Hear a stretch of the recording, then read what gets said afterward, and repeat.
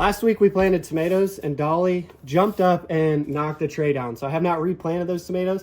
What I'm doing right now is I'm actually going through all the peppers that we have and I'm looking for any that are not sprouted and I'm replanting those cells. They're gonna be about 2.5 weeks behind, but that's okay. It's better than not having any. We did get some herbs planted. We got thyme, rosemary, lavender. You can see the thyme has already started popping up, so that's great. If you fall, I will catch you. I'll be with you time after time. We did also get some lupines from Tractor Supply. We got a couple blackberry plants, some of this lavendula. I have no idea how to pronounce that. That's gonna be cool.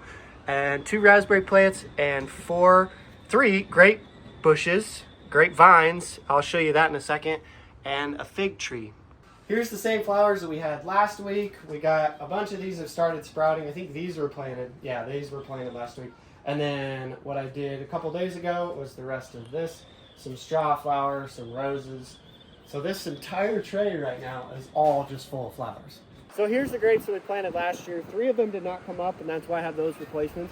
But what I'm doing right now is I put these fence posts in for my wire, and they just bend too much. So I'm actually replacing them with some wood posts. A lot of people don't know this, but I actually do have my PhD in gardening. It's right here, my post hole digger. So I'm digging new posts to put in here so that we can rewire everything. And hopefully the vines are set up for 10, 20 years to come.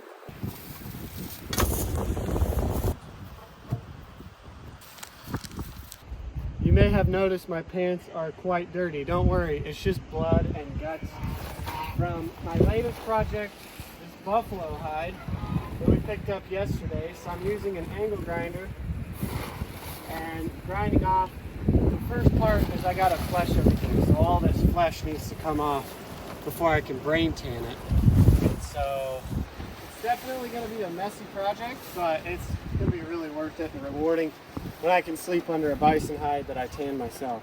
You can just see how big this hide actually is under the tarp. The reason I have the tarp on here is because I don't want the sun drying it out too much. We need to keep it moist until I can get all that flesh off. So I'll spend the rest of the afternoon doing this, but I also have another project that I'm working on that I need to get finished as well. I'll go show you that right now.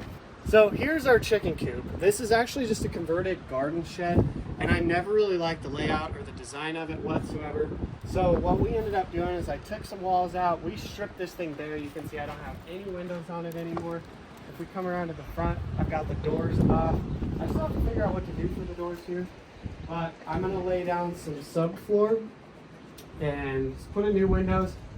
The rafters here came across, and so I could never really walk underneath it. It just wasn't really convenient. They also roosted right here and pooped on everything. So new floors, new roosts, new nesting boxes, everything will be really nice and open. I can't wait to get this project started.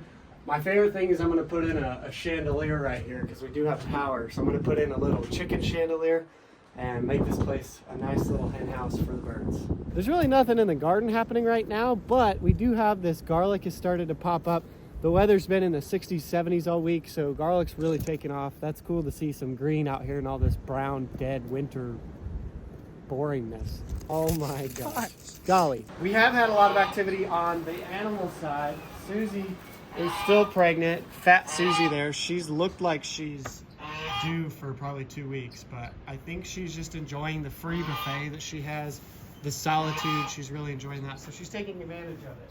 On the flip side, we did have a mama goat that gave birth in here that I wasn't even checking, and her goat we tried to bottle feed, ended up passing away. That was super sad. And then we also had a new sheep. We had a baby lamb 2 days ago. We do not have a name for this lamb yet, but excited it's a little boy. And there's his mama. So last year, this same mom had a pair of twins and she didn't take them. We ended up bottle raising one of them, Hope, right in the back, and she made it, which is great. I probably should have sold the mom, but I figured maybe it wasn't her fault, so I was going to give her one more year. And she did take this one, which is exciting. It means she's learning how to be a mom.